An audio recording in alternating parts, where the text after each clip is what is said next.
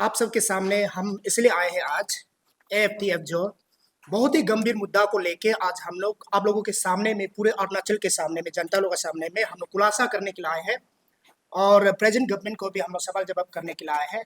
तो इस गंभीर मुद्दे को हम लोग आगे ले जाएगा हमारा तादक नालोजी जो कि फाउंडर कम चेयरमैन एएफटीएफ।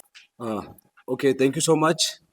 ये हमारा आज हम यहाँ पे बहुत अहम मुद्दा को लेके आया है, बहुत इम्पोर्टेंट इशू को लेके आया है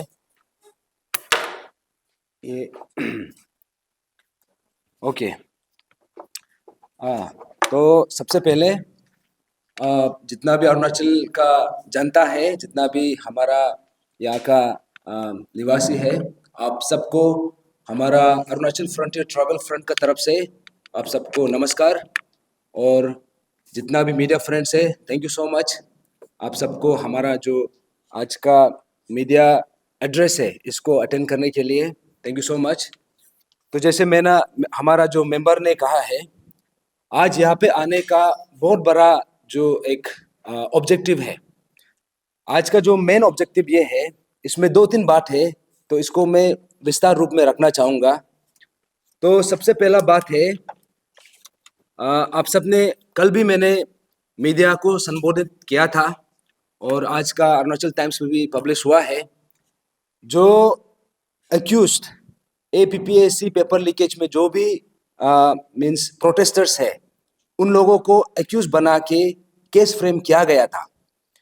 और 17-18 फरवरी का जो दिन था, हमारा अरुणाचल का इतिहास में अभी ऐसा कोई शख्स नहीं होगा अरुणाचल में जिसको ये इशू का बारे में पता ना हो। APPSC paper leakage scam, I think हमारा जनरेशन में, हम लोग का लाइफ टाइम में शायद इससे बड़ा मुद्दा शायद हो नहीं सकता है। जो मुद्दा जो है, हमारा ब्रदर ब्रेव हार्ट ग्यामर पादंग सर ने शुरू किया था, एक चिंगारी दिया था। तो वो चिंगारी जो है आग बन के अभी हर अरुणाचली का दिल में, हमारा रग रग में ये जलता है। हमारा खून में, हमारा हार्ट एंड सोल में ये इशू बसा हुआ है। तो जैसे मैंने कल भी संबोधित किया था, ये जो है एपीपीएससी पेपर लीकेज इशू को लेके 17-18 फरवरी 2023 में जो बनकोल हुआ था, तो उसको लेके हम लोगों का अगेंस्ट में जितना भी यहाँ पे प्रोटेस्टर्स है, इनोसेंट प्रोटेस्टर्स है, उन लोगों का अगेंस्ट में एफआईआर दर्ज करके इसमें चार्जशीट बनाया गया। तो उसके बाद यहाँ पे ट्रायल चला और कल जजमेंट आया है। तो ये मुद्दा इसलिए अहम है क्योंकि ये जो है, ये जो हुआ है, ये अरुणाचल प्रदेश का जो ऑनरेबल चीफ मिनिस्टर है पेमा खांडू सर, उस समय में भी चीफ मिनिस्टर था, अभी भी चीफ मिनिस्टर है। उन्होंने 18 फरवरी का रात में पूरा अरुणाचल का सामने में ये कहा था कि जितना भी प्रोटेस्टर्स है, जितना भी यहाँ पे पार्टिसिपेट किया है, अगर किसी का ऊपर में भी कुछ भी चार्जेस लगा है तो उसको तुरंत विड्रॉ कर देगा। तो पेमा खांडू सर का साथ में उस समय का जो होम मिनिस्टर था बामंग फेलिक्स सर भी साथ में था। उस समय का अभी का जो प्रेजेंट होम मिनिस्टर है मामा नातुंग सर भी उसमें साथ में था। वैसा ही वहां पे और भी डिग्निटरीज था, और भी ऑफिसर्स था, और भी कंसर्न अथॉरिटीज वहां पे प्रेजेंट था। वो सब ने मिलके जितना भी हमारा एस्पिरेंट्स है, यहाँ पे एजिटेटर्स है, हम सबको ये आश्वासन दिया था, ये एश्योरेंस दिया था कि जितना भी चार्जेस लगा है इसको इमीडिएटली इसको विड्रॉ किया जाएगा। और हम सबका सामने में home minister Bamang Felix sir ने उस समय का जो एसपी था, कैपिटल एसपी जिमी चिरम सर को हम सबका सामने में कॉल करके ये कहा था कि जितना भी केसेस है इसको इमीडिएटली ड्रॉप करना है। तो वो था हम सबका सामने में जो बातचीत हुआ था, हम सबको जो एश्योरेंस दिया गया था। लेकिन वहां से निकल के अभी आप देख सकते हैं 18 फरवरी कब हुआ था, 2023 को। अभी हम 2024 का एंड में है, ऑलमोस्ट 2 साल हो गया है। अभी 2 साल के बाद हमको पता चलता है कि वो जो फोन कॉल था या फिर वो जो एक गिमिक था, हम सबको उल्लू बनाने का एक टेक्निक था। तो उसके बाद हमारा जितना भी यहाँ पे एस्पिरेंट्स है, जितना भी प्रोटेस्टर्स है, उन लोगों के ऊपर में इतना सीरियस चार्जेस लगाया गया। तो यहाँ में ईटानगर कैपिटल रीजन का अंदर में मोर देन 5 पुलिस स्टेशन है, और वो 5 पुलिस स्टेशन में ऑलमोस्ट एटलीस्ट 16 to 17 FIRs एक इंडिविजुअल को दिया गया है। जैसे कि फॉर एग्जांपल PAJC का चेयरमैन तेचिपुरु सर का अगेंस्ट में मोर देन 15 FIRs है। Tadak Nalo I was vice chairman of PAJC, मेरा ऊपर में मोर देन 15 FIRs है। वैसे ही इतना ज्यादा इंडिविजुअल्स है, इतना ज्यादा एस्पिरेंट्स है जिनका ऊपर में FIR लॉन्च किया गया। उसके बाद वहां तक नहीं रुका, उसको चार्जशीट फ्रेम करके बना के जो कोर्ट में उसको सबमिट किया गया, कोर्ट में उसको ड्रैग किया गया। उसके बाद हम लोगों को यहाँ पे कोर्ट का चक्कर काटने में हम लोग को मजबूर कर दिया। तो ये जो कल का जो जजमेंट है, ये जो है 21 नवंबर 2024 में एक जजमेंट निकला है। ये था ईटानगर पुलिस स्टेशन का जो FIR लॉन्च किया गया था, उसका बेसिस में जो चार्जशीट बना था, उसका ट्रायल हुआ, 4 टाइम्स हियरिंग हुआ, 5th हियरिंग में इसका फाइनल जजमेंट हुआ है। तो ये था ईटानगर ईटानगर पुलिस स्टेशन का केस नंबर 40/23, और इसमें बहुत ज्यादा सेक्शन लगाया गया है, almost 9 to 10 sections. Section 145, section 147, section 148, section 149, section 188, section 431, section 427, section 332, section 353 IPC, और उसमें सेक्शन 3 ऑफ PDPP एक्ट का भी इसमें हम लोगों के ऊपर में गंभीर आरोप लगाया गया था। तो उसका आप सबको पता है कोर्ट ट्रायल में कितना समय लगता है, कितना यहाँ पे हम लोगों को दोहराया जाता है। तो इसमें ये जो पर्टिकुलर केस जो है ऑलमोस्ट 10 महीना चला, 5 हियरिंग्स हुआ। तो आप इमेजिन कर सकता है अभी हम लोगों को किस हिसाब से हम लोगों को यहाँ पे ड्रैग किया गया, हम लोगों को किस हिसाब से हैरेस किया। तो ये जो पर्टिकुलर केस है, इसमें 9 एक्यूज्ड है। ये 9 एक्यूज में से जो मैं उन लोगों का नाम मैं लेना चाहूंगा, क्योंकि पब्लिक को भी समझ में आना है कि कितना इनोसेंट लोगों को यहाँ पे बेमतलब का हैरेसमेंट किया है। तो वो सबका नाम भी बताना जरूरी है, और अभी हम लोगों को अहम सवाल भी करना है।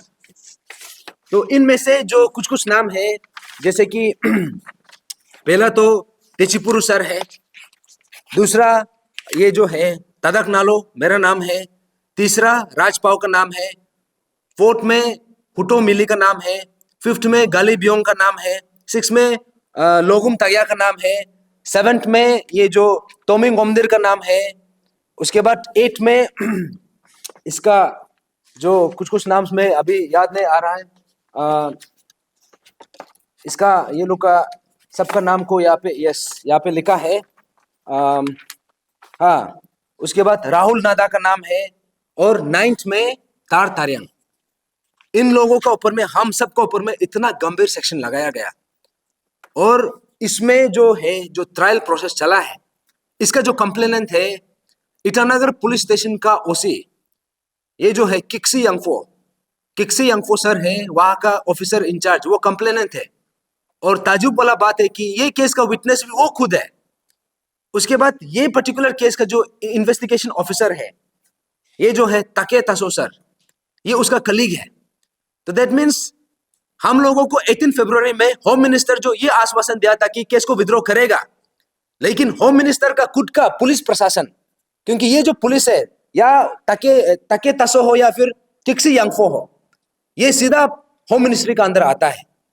तो होम मिनिस्टर ने क्या किया है कि हम लोगों को यहाँ पे सबको एक आश्वासन दिया है, लेकिन यहाँ पे उल्टा काम किया है कि अपना ही पुलिस प्रशासन को लगा के हम लोगों को ऊपर में यहाँ पे चार्जशीट बनाया। उसके बाद 5 हियरिंग्स के बाद 5th हियरिंग में कल जजमेंट निकला है, और कोर्ट ने सीधा ये केस को सीधा ऑब्जर्व करने के बाद इमीडिएटली इसको डिसमिस कर दिया, ये बोल के कि ये जो केस है ये बिल्कुल बेबुनियाद है, इसमें कोई सब्सटेंस नहीं है। तो अभी इसी केस में हमारा जो ऑनरेबल जज है, जिन्होंने ये जजमेंट पास किया है, ये जजमेंट आया है from the court of chief judicial magistrate cum civil जज senior division Yupia Papum Pare district का। तो हमारा ऑनरेबल कोर्ट का तरफ से जो जजमेंट आया है, हम हर अरुणाचली, हर ऐसा इंडिविजुअल जो हम सही को सही, गलत को गलत बोलने में जो हिम्मत रखता है, जो हम फ्री एंड फेयर सिस्टम हम मांग करता है, जो हमको एक proper system with merit based वाला, जो हमको एक रिक्रूटमेंट सिस्टम के लिए हम जो क्लेम करता है, जो हमारा हक है, अभी हम हर इंडिविजुअल का बिहाफ में हम हमारा ऑनरेबल कोर्ट को हम सबका ग्रेटिट्यूड जताना चाहता है। हम सबका तरफ से थैंकफुल हैं कि हमारा अभी भी देश में, हमारा प्रदेश में, हमारा लीगल सिस्टम में अभी भी उसका जो सैंक्टिटी है अभी भी अपहोल्ड किया गया है। हमारा जो पब्लिक का फेथ है जुडिशियल सिस्टम में, उसको अपहोल्ड किया है। तो उसके लिए हमारा दिल से हमारा धन्यवाद है ऑनरेबल कोर्ट को कि उन्होंने आईना दिखाया है कि जिस हिसाब से हम लोगों को यहाँ पे कुचला जा रहा था, जिस हिसाब से हम लोग को सप्रेस किया जा रहा था, ऑनरेबल कोर्ट ने सीधा आईना दिखाया है। तो we are very grateful, the justice has prevailed. तो ये केस पॉसिबल नहीं होता, जस्टिस पॉसिबल नहीं होता अगर यहाँ पे हमारा जो एडवोकेट्स है उन लोगों का एक्टिव पार्टिसिपेशन नहीं होता। यहाँ पे हमारा कुछ एडवोकेट्स का नाम मैं लेना चाहूंगा। यहाँ पे ऐसा भी एडवोकेट्स है जिन्होंने प्रो बोनो में केस को लड़ा है। दैट मीन्स उन्होंने 1 रुपया चार्ज नहीं किया है, फ्री ऑफ कॉस्ट। तो मैं कुछ नाम लेना चाहूंगा। सबसे पहले एडवोकेट कागम बगरा मैडम, उन्होंने प्रो बोनो में लड़ा है, हम लोगों को रिप्रेजेंट किया है। उसके बाद advocate Reken Ingo sir, advocate Mili Tajum sir, advocate Tadasi Teli sir, advocate Tar Poha sir, advocate Rahul Barman sir, आप सबको दिल से धन्यवाद है कि आपने इतना जेन्युइन इशू को लेके हम सब के लिए खड़ा किया है। तो ये रहा जो केस है। अभी जो अहम सवाल जो उठना है, मेन सवाल अभी उठता है, क्योंकि ये जो पर्टिकुलर केस जो है, ये केस बहुत ज्यादा एक इंपॉर्टेंट मैसेज दिया है। इंपॉर्टेंट मैसेज क्या दिया है अभी हर अरुणाचल को समझना चाहिए। सबसे पहले इंपॉर्टेंट मैसेज ये कोर्ट का तरफ से, ये जजमेंट का तरफ से ये आया है कि ये जो है यहाँ पे, जैसे हमारा गीता में भी लिखा है, सच की विजय हमेशा देर से ही सही लेकिन होती जरूर है। वैसा ही कोर्ट का जजमेंट का बात आज हम सबका सामने में ये स्पष्ट हो गया है कि यहाँ पे जस्टिस, जो सच्चाई है, सच्चाई का जीत हुआ है। सच्चाई का यहाँ पे जो मैलिशियस इंटेंशन, जो हम लोग को दबाने का जो एक कोशिश था, उसका अगेंस्ट में जो सच्चाई है, जो हमारा स्टैंड था, जो हमारा कन्विक्शन था, उसको लेके कोर्ट ने सच्चाई का साथ दिया है। तो दूसरा बात ये हम लोग को निकला है कि जुडिशियल सिस्टम में जो हमारा एक फेट है, उसको दोबारा से अपहोल्ड किया है। तीसरा बात यहां से जो एक मैसेज जो आया है कि ये जो जजमेंट है, ये जो खुद में एक टेस्टिमनी है कि हमारा जो एक स्टैंड था, हमारा जो एक मुद्दा था, हमारा जो एक ये इशू को लेके हमारा जो एक अप्रोच था, जो जिसको लेके हमने पिछले 2 साल से भी ज्यादा हमने सब कुछ झेला है, सिर्फ जान जाना बाकी रह गया था। हम लोगों का ऊपर में जो ड्रैकोनियन एक्ट अफवाह को इस हिसाब से यूज किया गया कि जैसे मंदिर में प्रसाद को बांटा जाता है, ऐसा ही हम लोगों के इनोसेंट एस्पिरेंट्स का ऊपर में ऐसा यूज किया गया। उसके बाद हम लोगों का ऊपर में यहाँ पे जैसे कि जितना ज्यादा एस्पिरेंट्स को मोर देन 30 डेज तक आपने जेल में रखा है। यहाँ पे हमारा एस्पिरेंट्स भी था, पेरेंट्स भी था, वैसे ही। और यहाँ पे इतना ज्यादा प्रोटेस्टर्स, सबसे पहले तो जब एपीपीएससी जैसे इंस्टीट्यूशन में इतना बड़ा जो एक घोटाला का जब सामने आया, जब खुलासा हुआ, तो सबसे पहले तो हम सबको हिला दिया, हमारा सपना को चकनाचूर कर दिया। तो उसके बाद हम लोगों को यहाँ पे जो एस्पिरेंट्स लोग का, हमने सब कुछ झेला है। यहाँ पे लाठी चार्ज भी हम लोग झेला है, और यहाँ पे इनफैक्ट ये जो है टीयर गैस हमने झेला है, इनफैक्ट जेल तक गया है। और अभी देखो, अभी इतना ज्यादा चार्जेस अभी भी फ्रेम कर रहा है। तो ये सबका ये सबका बीच में कोर्ट का जजमेंट का तरफ से कोर्ट का जजमेंट ने एक क्लियर संदेश ये भेजा है कि जितना भी अत्याचार हुआ है उसमें फाइनली जस्टिस का, राइटफुलनेस का और जो हमारा ऑनेस्टी का, जो हमारा सच्चाई का यहाँ पे जीत हुआ है. It is a testimony of the victory of, it is a testimony of the resolve of this issue. हमने ये इशू को लेके जो हमारा रिजॉल्व है, हमारा जो कन्विक्शन है, हमारा जो पर्पस है, हमारा जो स्टैंड है, उसका एक टेस्टिमनी है. और ये जजमेंट का तरफ से ये भी आया है कि ग्यामर पादंग जो हमारा स्टेट का पहला विसल ब्लोअर है और हमारे स्टेट का एक इमोर्टल हीरो है, उसका जो एक प्रिंसिपल था, उसका जो एक जो आइडियल था और उसका जो एक स्टैंड था, ये जजमेंट ने फिर से रिमाइंड किया है कि ग्यामर पादंग जो करा किया है वो गलत करा नहीं किया है. ग्यामर पादंग ने जो मुद्दा उठाया है वो गलत मुद्दा नहीं उठाया है. वो हर अरुणाचली के लिए, हर पीढ़ी के लिए ऐसा एक मुद्दा उठाया है जिसको लेके हम सबको शुक्रगुजार होना चाहिए, हम सबको इंडेप्थ होना है. तो ये जजमेंट का तरफ से ये बात स्पष्ट हो गया कि ग्यामर पादंग का सेक्रीफाइस को, ग्यामर पादंग का कंट्रीब्यूशन को, इसको दोबारा सा इसको अपहोल्ड किया है, इसको फिर से रिकॉग्नाइज किया है. और ये जजमेंट का तरफ से ये भी एक स्टेटमेंट निकला है कि, ये भी एक संदेश निकला है कि जितना भी अरुणाचल में जितना भी गरीब माता पिता है, आप सबको अपना बच्चा के लिए, अपना भाई बहन के लिए एक बेहतर फ्यूचर देखने का आप सबको हक है, आप सबका राइट है. और यहां से ये भी एक, ये जजमेंट का तरफ से एक मैसेज ये भी निकला है कि जितना भी अरुणाचल में एस्पिरेंट्स है, जितना भी हार्ड वर्किंग, सिंसियर, ऑनेस्ट जो पढ़ा लिखा करने वाले स्टूडेंट्स है, आप सबको मेरिट बेसिस में, आप सबका अपना हार्ड वर्क का थ्रू से आपको जो आपका राइटफुली आपका है, आपको मिलने का हक है. एक मेरिटोक्रेसी का, एक मेरिट बेस्ड सिस्टम का हक आप सबको है. ये जजमेंट का तरफ से इससे एक क्लियर संदेश निकला है. और इसी जजमेंट का तरफ से अब ये निकला है कि जो लोग, जो शख्स यहाँ पे हम सही को सही, गलत को गलत बोलने का जो हिम्मत करता है, और यहाँ पे जो हम एक बेटर सिस्टम के लिए जो हम आवाज उठाता है, और यहाँ पे हम हमारा बेटर फ्यूचर के लिए हम उसके लिए हम खड़ा करता है, ये जजमेंट का तरफ से ये निकला है कि अभी आप सबका यहाँ पे ये प्रदेश में, हमारा स्टेट में उसका जगह है. अगर गलत हो रहा है तो गलत को गलत हम बोलना है, हमको बोलने का हक है. ये जजमेंट ने क्लियर कट ये बताया है. और इसी जजमेंट से हमको ये बोला है कि हमारा अरुणाचल एक बेटर अरुणाचल के लिए हम मांग कर सकता है. ये एक बहुत बड़ा संदेश है. तो ये था जजमेंट का मैसेज. अभी इसी जजमेंट से सवाल भी करा किया है. क्या क्या सवाल करा किया है? सबसे पहले ये सवाल जो है पुलिस प्रशासन को करा किया है. पुलिस प्रशासन जैसे किक्सी अंगफो हो गया या फिर तके तसो सर हो गया, आप सबको एक सवाल पूछना ये है कि आप सबने अरुणाचल में कितना अंडर ट्रायल्स है, अभी किस किस में आप लोगों ने अभी तक चार्जशीट बनाया है, अभी कौन कौन से केसेस में आप लोगों ने जो सीरियस क्राइम को ऊपर में आप लोगों ने चार्जशीट बनाया है.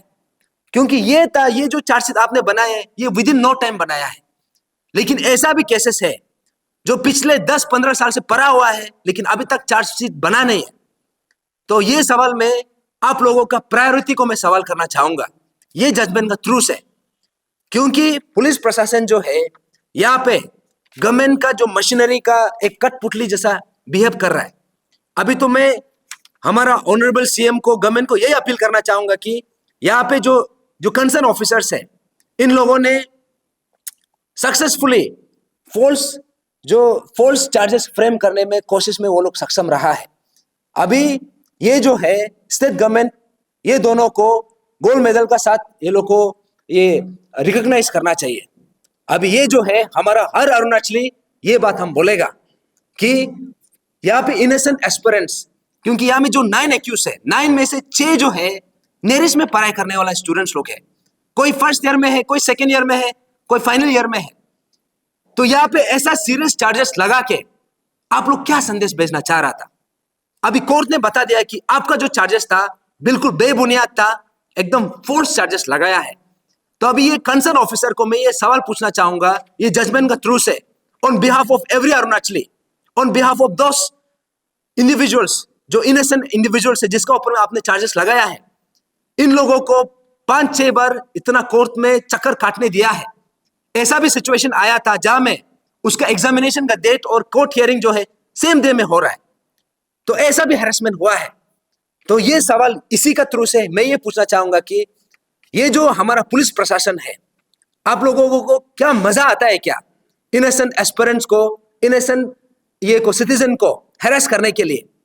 अगर ये जो इंडिविजुअल्स है, जैसे कि यहाँ पे राहुल नादा हो गया, मिली हुतो हो गया, यहाँ पे गाली बेओंग हो गया, और भी ऐसा ऐसा स्टूडेंट्स है जो नेरिस में पढ़ाई करता है, क्या वो आप लोग का बच्चा का उम्र का नहीं है क्या? और इन लोगों का क्राइम क्या है? इन लोगों ने क्या किसी का मर्डर किया है क्या?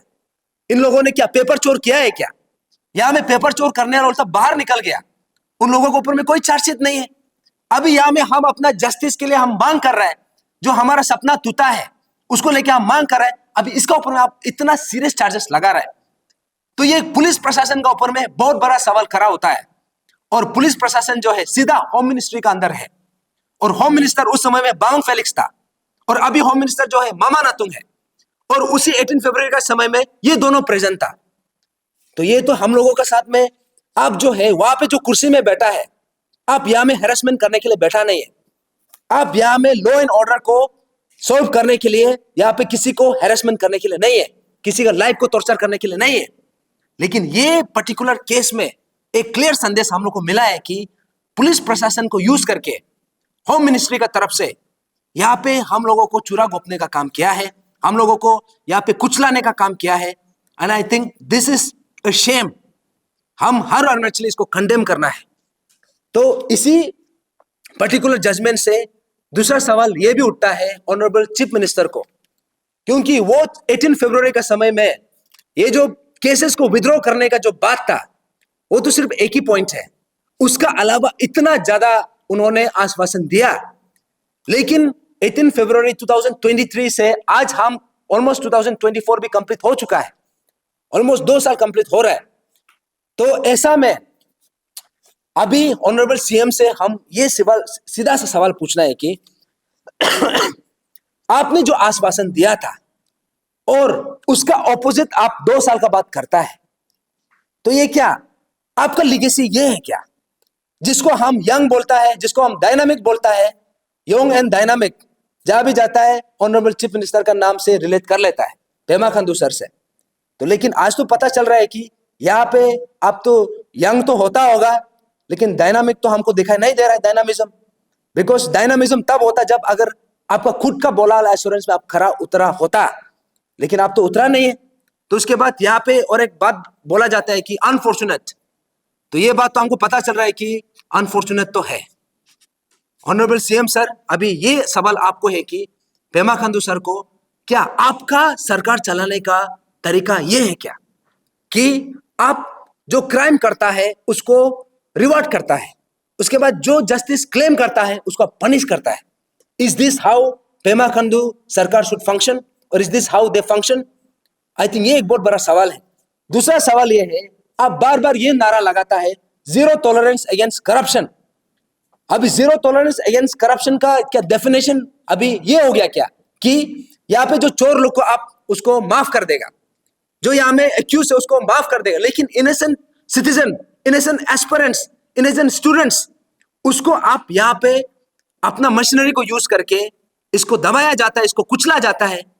क्या ये जीरो टॉलरेंस अगेंस्ट करप्शन का ये नारा जो है इसका मतलब ये है क्या?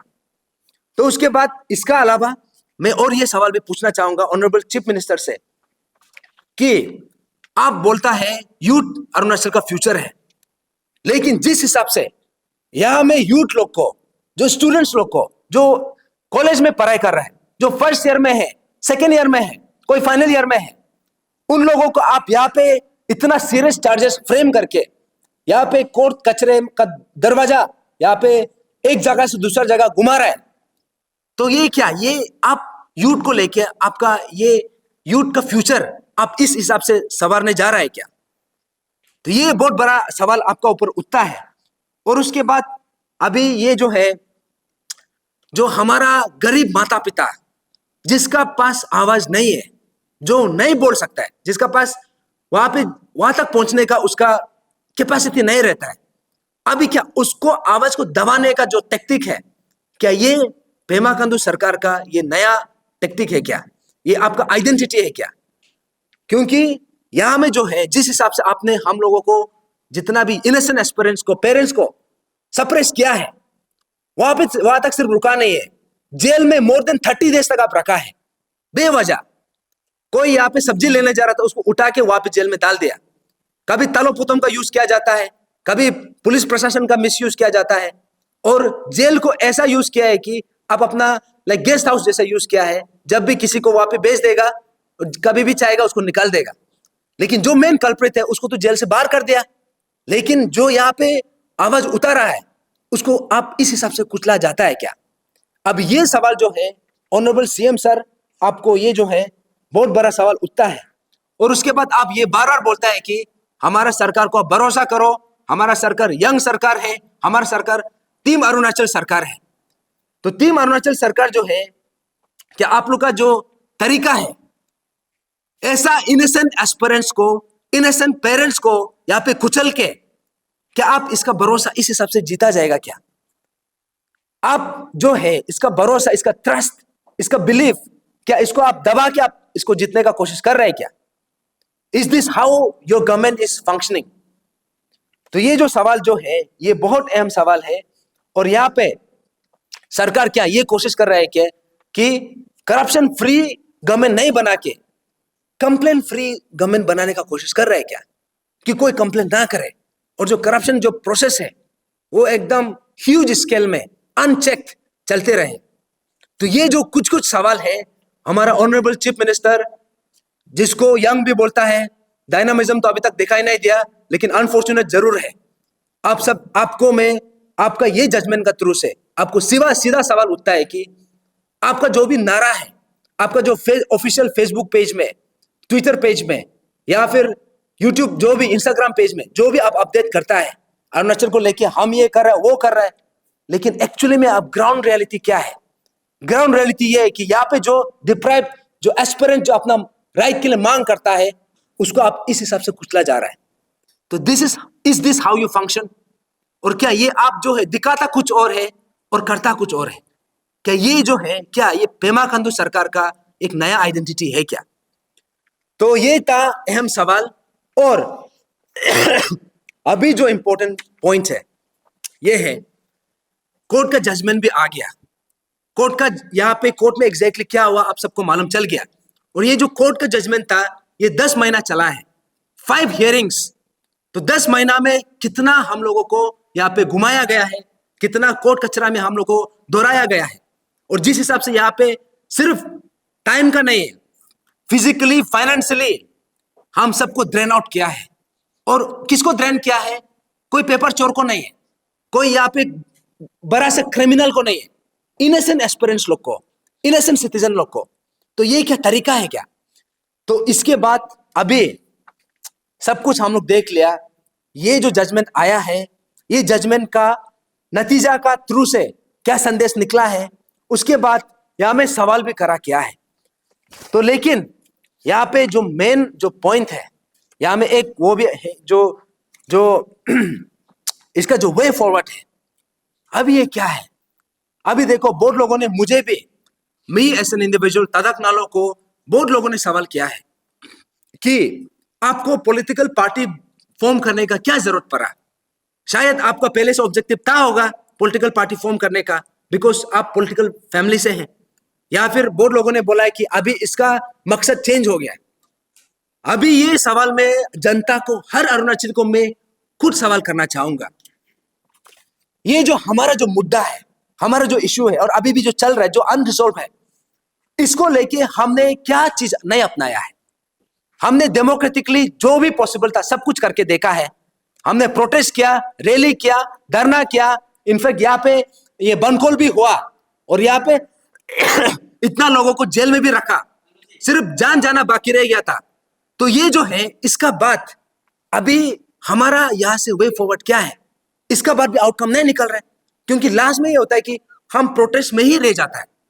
तो यहाँ पे हम लोगों का जो पॉइंट था कि अभी इसका बात हम कर क्या सकता है। अभी आपका पास दो ऑप्शन है, तीन ऑप्शन है इनफैक्ट। या तो आप इशू को ऐसे छोड़ दें और जैसे चल रहा है ऐसे चलने दें, या तो आप ऐसे करें कि मीन्स जो प्रोटेस्ट धरना है उसको कंटिन्यू करें, क्योंकि प्रोटेस्ट धरना 2-3 साल हम करके देखें, उससे कुछ हो नहीं रहा है। या तो आप जितना भी एस्पिरेंट्स है आप एक एक करके बंदूक उठाना शुरू करें, या फिर ऐसा एक कदम होता है जहां में एक्चुअली में हम सरकार को, जहां में एक्चुअल मुद्दा में हम इशू रिलेटेड हम स्टैंड कर सकता है। तब जाके हम लोग को लगा कि यहाँ में हम नहीं चाहता कि कोई एंटी सोशल एलिमेंट्स वाला डायरेक्शन में कोई जाए। हम नहीं चाहता कि कोई टेररिस्ट बने, और हम नहीं चाहता कि ये जो सिस्टम है ये ऐसी तैसी चले, इसमें करेक्शन होना है। तो तब जाके हम लोगों को एक पॉलिटिकल पार्टी फॉर्म करने में मजबूर हुआ। तो अरुणाचल फ्रंटियर ट्राइबल फ्रंट ये जो है इसका फॉर्मेशन भी ये मूवमेंट का थ्रू से हुआ है, क्योंकि हम लोगों को समझ में आ गया है कि जब तक पॉलिटिकल विल नहीं होता है ये कभी भी सॉल्व हो ही नहीं सकता है। अभी हम अनदर 5 इयर्स भी लड़ेगा तभी यही नतीजा होगा, क्योंकि स्टेट का इतना बड़ा इशू, इसको इतना ऑडेसिटी है इशू को सॉल्व नहीं करने का।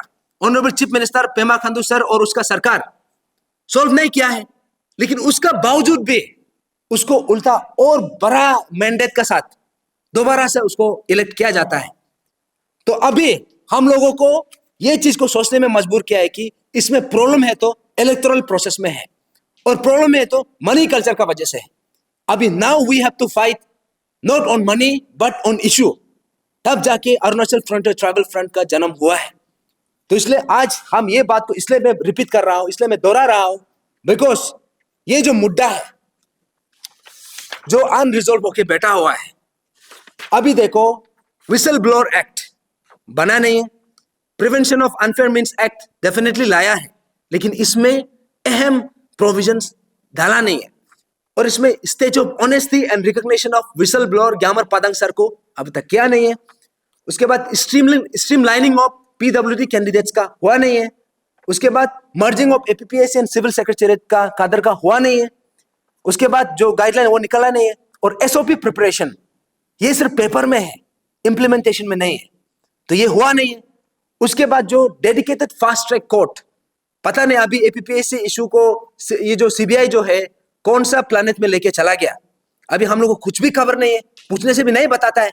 अभी जो फास्ट ट्रैक डेडिकेटेड कोर्ट हम लोगों को जो उल्लू बनाया गया था, ये जो एक सेपरेट कोर्ट होना चाहिए, लेकिन ये जो यूपीआ कोर्ट है जिसमें ऑलरेडी इतना केसेस पेंडिंग है, उसी को फास्ट ट्रैक कोर्ट डिक्लेयर कर देता है। ये तो मतलब ही खत्म हो जाता है। तो हमने जो मांग किया था ये हुआ नहीं है। उसके बाद जो compensation for the injured protesters ये हुआ नहीं है। उसके बाद तकेत जरंग का टर्मिनेशन, अभी भी आप इमेजिन करो, उसका अभी तक नहीं हो पा रहा है।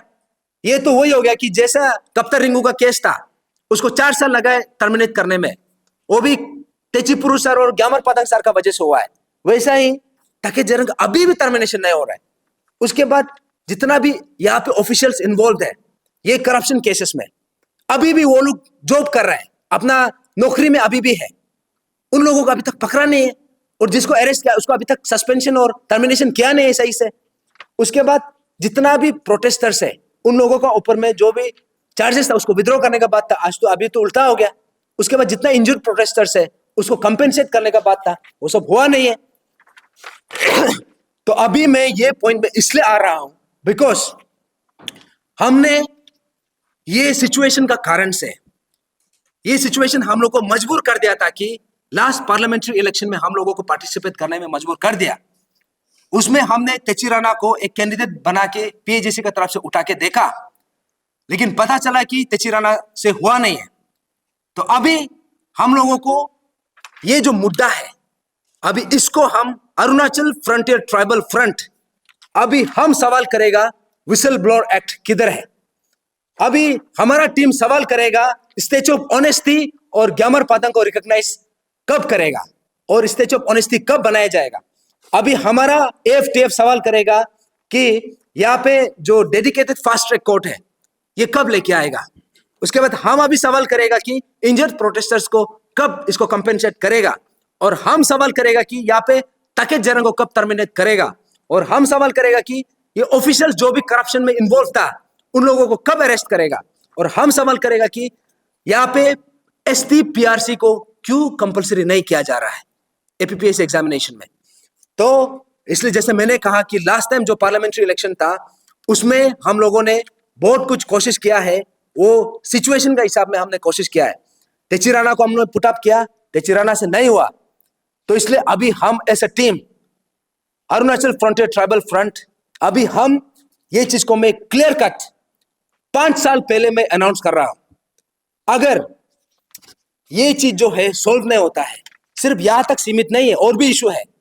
और जो हमने जो किरण रिजिजू सर को जो लेटर लिखा है, ये कौन से डेट में लिखा है, 27 अगस्त 2024 में, इसको मैं और एक रिमाइंडर लेटर लिखने जा रहा हूं हमारा टीम का तरफ से। अरुणाचल फ्रंटियर ट्राइबल फ्रंट ने हमने उसमें यहाँ पे बहुत अहम मुद्दा हमने मांगा है, यहाँ पे आर्टिकल 371H को अमेंडमेंट करने के लिए हमने जो मांग किया है उसमें अभी तक कुछ रिप्लाई आया नहीं है।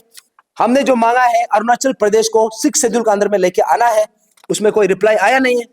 हमने जो मांगा है यहाँ पे बंगाल ईस्टर्न फ्रंटियर रेगुलेशन, उसको अमेंड करने के लिए हमने मांगा है, उसको कॉन्स्टिट्यूशनल प्रोविजन बनाने के लिए मांगा है, उसमें कोई रिप्लाई आया नहीं है। उसके बाद हमने जो मांगा है कि यहाँ पे जो रेफ्यूजी क्राइसिस है, चकमा हजोंग और ये तिब्बतन रिफ्यूजीज का जो इश्यू है, इसको परमानेंट सॉल्यूशन के लिए हमने जो मांगा है, इसमें अभी तक कोई रिप्लाई आया नहीं है। उसके बाद हमारा अरुणाचल में जो बाउंड्री और बॉर्डर इश्यूज है, इसको लेके हमने एक परमानेंट सॉल्यूशन के लिए मांगा है, उसमें कोई रिप्लाई आया नहीं है। और हमने डिलिमिटेशन प्रोसेस को अरुणाचल प्रदेश में शुरू करने के लिए हमने मांग रखा है, उसमें कोई रिप्लाई आया नहीं है। हमने यहाँ पे मांगा है कि अरुणाचल प्रदेश में सेपरेट कार्डर फॉर ऑल इंडिया सर्विसेज हमने मांगा है, उसमें कोई रिप्लाई आया नहीं है। और हमने ये भी मांगा है कि अरुणाचल प्रदेश में यहाँ का जो हम लोगों का जो इश्यू है, जो सेंसिटिव नेचर का इश्यू है, इसको सोल्व करने के लिए हमने किरण रिजिजू साहब को लिखा है, क्योंकि वो यूनियन कैबिनेट मिनिस्टर है, वो कोई नामामूली एमपी नहीं है। और उस सबसे बड़ा बात है कि वो हमारा अरुणाचल का वेस्टर्न पार्लियामेंट्री कॉन्स्टिट्यूएंसी का एमपी है। तो यूनियन पार्लियामेंट में, यूनियन कैबिनेट में आप खुद एक यूनियन मिनिस्टर है, और आप 15 साल से है, अभी सिर्फ नया नया नया बना है, उसके बावजूद भी इतना ज्यादा इश्यूज है, इसको अभी तक सोल्व किया नहीं है। और इसमें और एक मांग था कि ऑल पेंशन स्कीम को दोबारा से अरुणाचल में रिवर्ट करके उसको लेके आना है instead of the national pension scheme.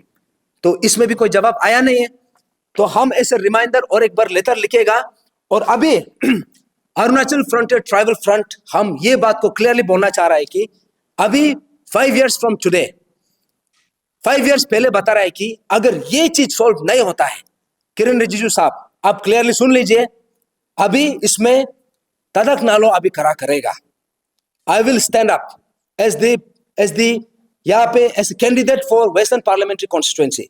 अगर ये इशू सोल्व नहीं होता है, अगर सोल्व करता है तो आई विल नॉट स्टैंड, अगर सोल्व नहीं होता है तो हमारा एज ए टीम हम खड़ा करेगा।